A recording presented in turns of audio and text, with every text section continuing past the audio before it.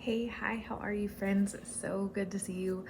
I hope that I can look at the lens well. I'm doing this recording on a new device, so um, I'll do my best.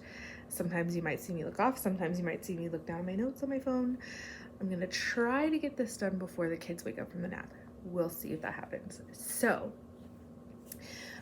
as we're trying to get back in the swing of things, if you saw my last video about the health updates and what's been going on, things have been a little hairy lately, a little hit or miss. And so I am just trying to get back into the swing of things. And this week we've been sick all through our household. I've been sick. We had to take my son to the ER. It's been crazy.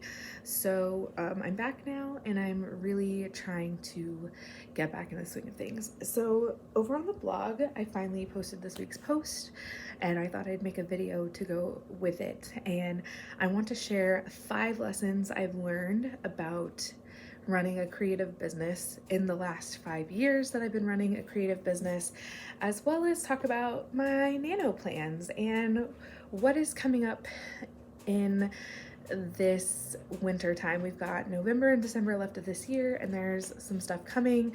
And so I wanted to share that with you all. So first, I want to share with you 5 creative business lessons that I've learned over the last 5 years. And if you are wanting to see what I'm doing for Nano and that announcement, it'll be at the end. So bear with me through this. I'm actually really excited to share these things with you guys. As this channel grows, I have narrowed my vision for it, and there's going to be just a lot more creative and writing content here that you'll find.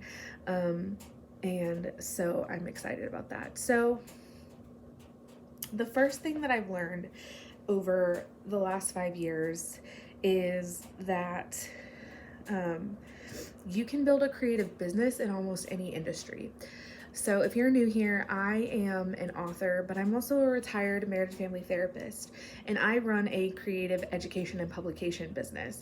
So I am an author, but I also teach, and I run a coaching membership for other moms and women who want to have creative businesses because of motherhood or because of chronic health or mental health issues, or so that they can build it better into their lifestyle of ministry. So I run a membership there. So, and I also publish my own books. I'm an indie author publisher. So you can do this in any industry. I actually started self-employment as a mental health therapist. And I got to set my own schedule. I got to work in schools. I got to work in private practice. I got to do a lot of creative things on my own schedule, and it was brilliant. And even then, back when I was in a brick and mortar type situation, going to schools and things like that, I still learned you can do this in almost any field. You can still use your skills and education.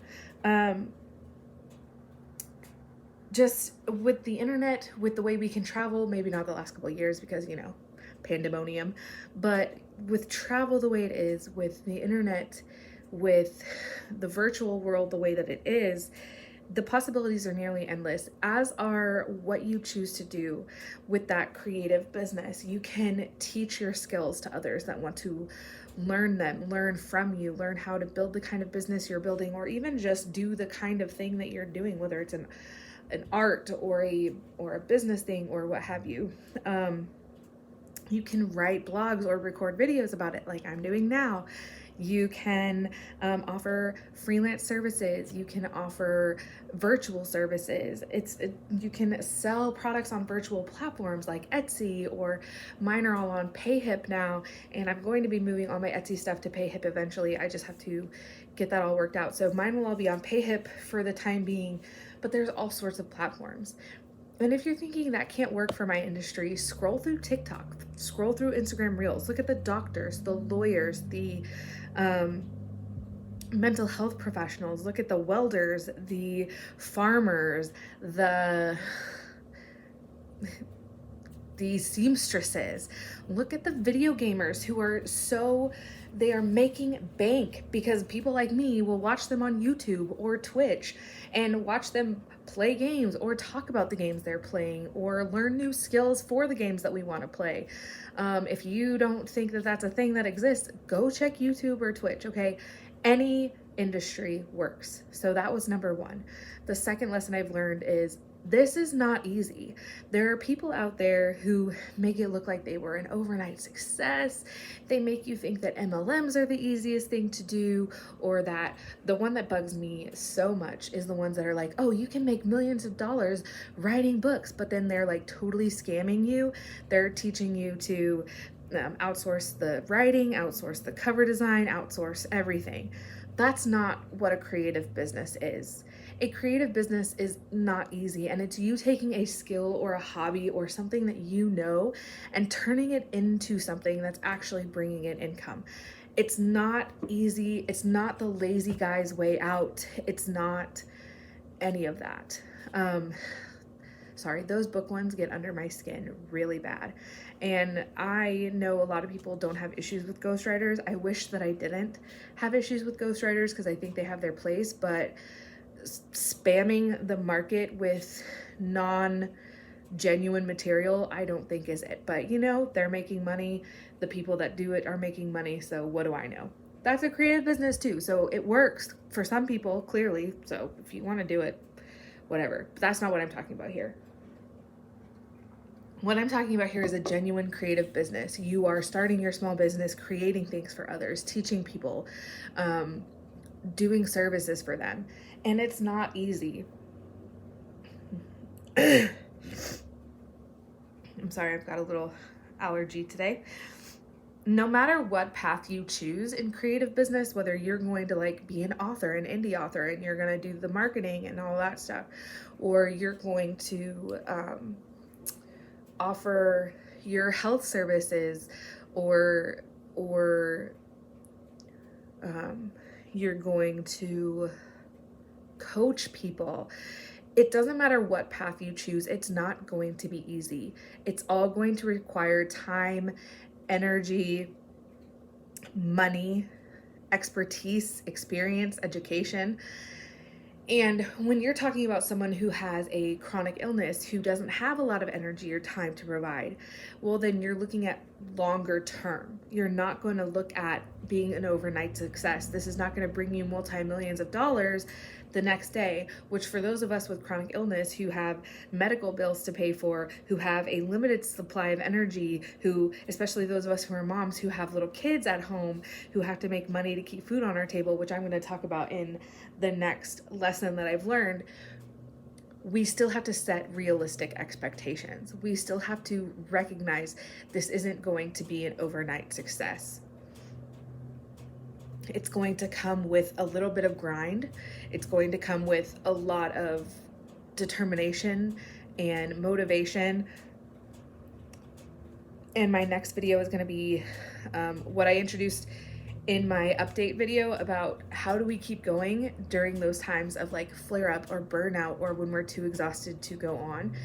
And I haven't made that video yet because I haven't written the blog post yet, and it's just one of those things, but that's coming next week. And it's like, I think of it like a marathon. Creative businesses, regardless of the path you take, is like a marathon. So you have to train. You're in it for the long haul. If you've ever run a marathon or a half marathon, you're in it for the long haul. I've only done a 5K. I'm not about that marathon life. I don't mind watching them, but no, not about it. But you're in it for the long haul, and it requires training. It's going to be physically and mentally exhausting. It's going to tap you out, and you're going to want to quit before you're even at the finish line, before you can even see the finish line, before you're even halfway to the finish line. And so that's where we need to just don't stop running. Don't give up, because consistency plus time plus energy equals success. And that consistency looks different for everyone. For those of us with chronic illnesses and kids at home who are homeschooling, or as we're going to talk about in a minute, have a full or part-time job, that consistency is not going to be 8 hours a day, 5, 6, 7 days a week. It's going to be an hour a day, 30 minutes a day, 45 minutes a day, 2 hours a day, whatever it is. That's consistency. But that plus time and energy over time is going to be success. So this leads us into lesson number 3. And lesson number 3 is that sometimes you still have to find ways to pay the bills in order to build this creative business that you want to do. Most of us are not independently wealthy.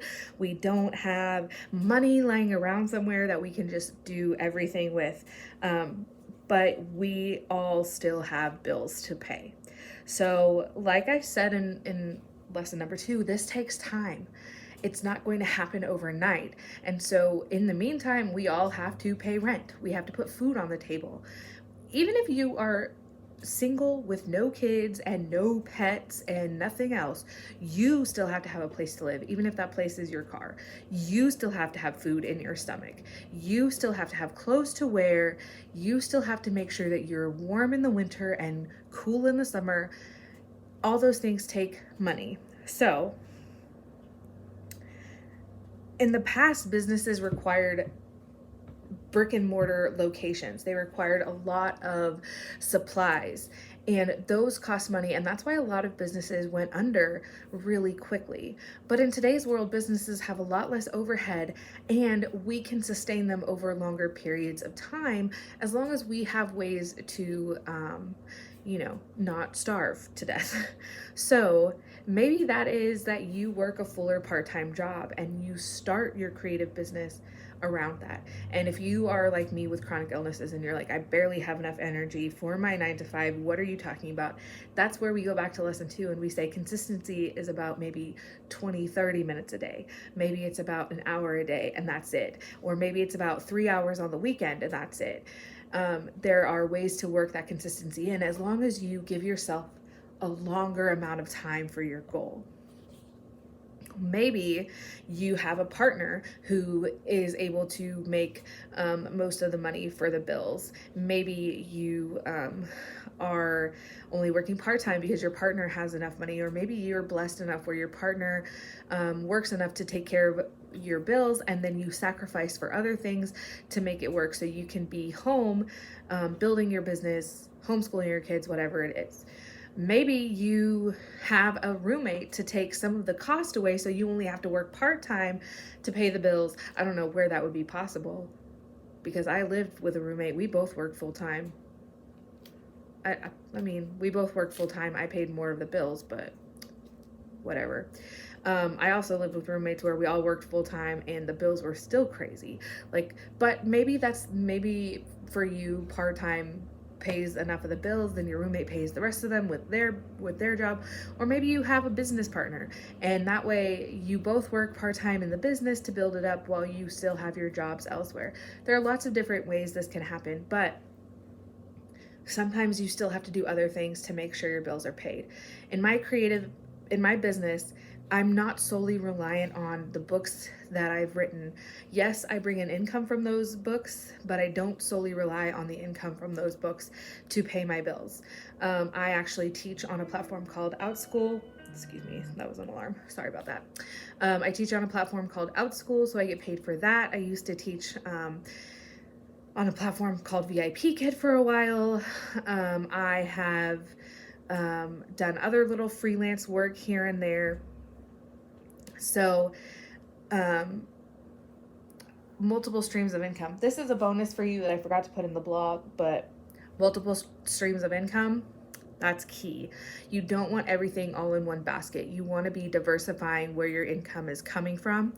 And so I've been able to keep contributing to my family, even with my health issues, even when we decided I was going to stay home with my kids, even when we moved across the country, I am able to contribute to our family. And my husband works, and so we've made it work that way by diversifying. But sometimes you need those other avenues of income. So that brings me to number 4.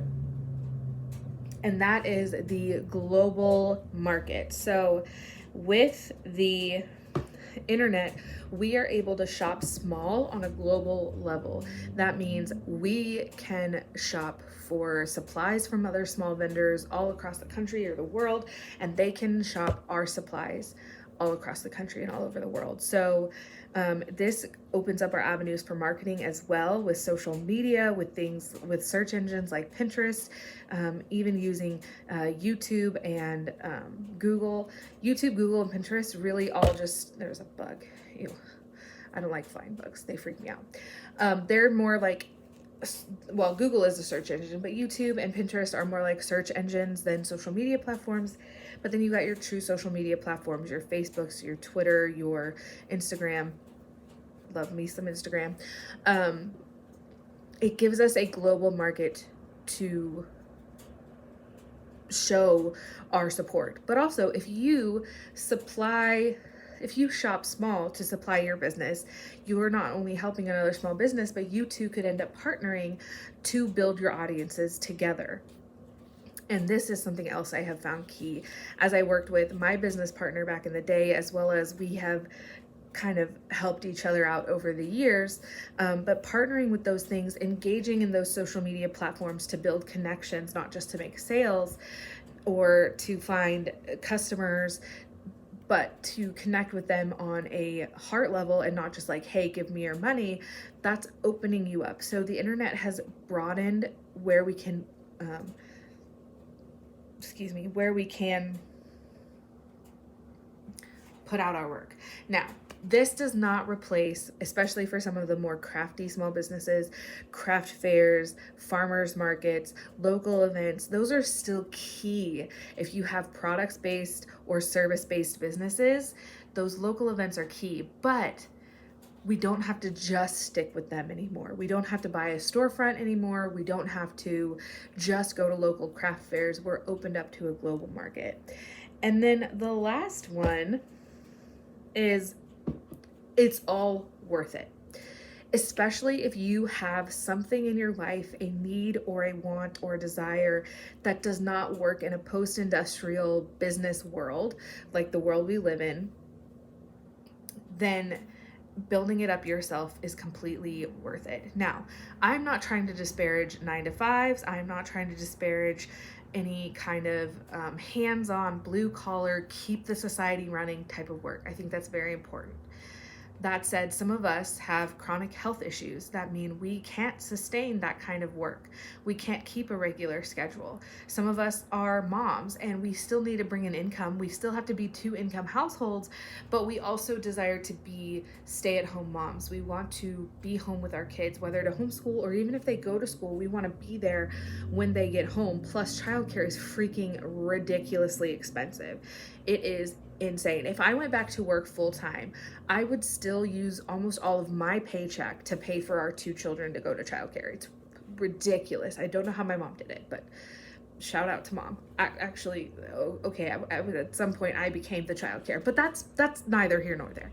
But the point is, I don't know how she did it because it's freaking ridiculously expensive.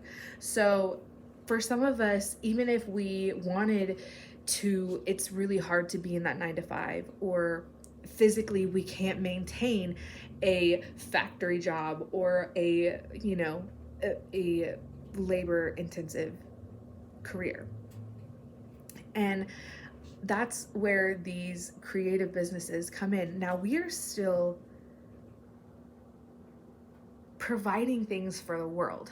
Artisans providing clothes, providing jewelry, providing skincare, providing beautiful pieces of art, cups, home decor, furniture. Or then you've got the other artisans providing us with beautiful music, books to read, entertainment, right? Then there are those people that are teaching us skills, business skills, teaching us other valuable information, or letting us have a little sneak peek or glimpse into what it's like to be a mental health professional or a medical professional, and what it's like for them working with patients, and they entertain us in that way. So we're still providing actual value to the world around us. The world is a brighter place because we are running these creative businesses, and I think that that is so important. I don't care if an author is an indie author running their whole business from home, or they're with a big 5 publishing company. I'm just thankful that the written word is in the world. I'm thankful that we have writing, that we have books to read. The same goes for musicians. I don't care if they are produced by the biggest music producer in the business, or if they have just mixed it on their home computer and put it out into the world. If it's music I enjoy, I'm just glad that it's here. As a music lover, I'm thankful. And my favorite form of video entertainment now is YouTube. I spend more time on YouTube than on any other kind of TV show or anything. Now, I still love me some Gilmore Girls, don't get me wrong. And I can still watch Frasier and Friends over and over for the umpteenth time, along with Boy Meets World. But YouTube is where it's at for me. And those are individual creators. Maybe some of them are big enough now that they have production companies behind them and things like that, but it's individual creators. It's these creative businesses that are out in the world, and I'm thankful for that. It is these kinds of things that make these businesses important, and I want to share that with everyone else. That's my goal. That's why you're going to see a lot more creative content on here. That's why I'm going to talk a lot more about it, because as a woman with 2 kids at home who has chronic health issues, I can't keep a regular schedule. I was down most of yesterday and today with a migraine. Even right now, I want to shut all my curtains and squint my eyes closed because of my migraine, but I'm determined to get this video out. But I also want to homeschool my children. That's a personal choice. That's something that I value very highly. I think my husband could probably care less, but I value it very highly. I want my kids home with me, at least for their elementary school days. I also still have to bring in income.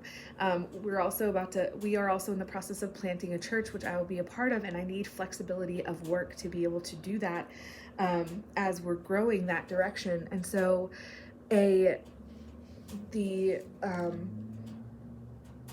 even going to work the way that I was when I was in mental health, as self-employed family therapist and setting my own schedule, I can't do that even now that I have my kids at home. So finding these new ways to do this is very important, and I want to help other moms like myself. Moms who want to be home with their kids, moms who want to homeschool their kids or just be home when their kids are home.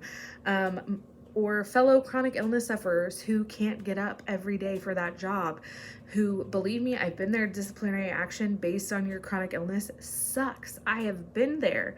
I didn't realize at the time that that's what was going on, but I've been there, and that's especially crazy when you don't know what's going on. Or think about the way that 2020 just wrecked the world, changed opinions on so many things. Or maybe it's just a person out there who wants to live on the road. They want to travel. They want to live all over the world and just work from their car or their mobile tiny home. I don't know. So I'm here for it. I'm here to spread the word about it. I hope these lessons help people want to move into their own creative business. So before I get into my nano talk, I want to ask some questions. Now, I do have a little note. This also applies to ministry. With the way the world is changing, ministry has to change too.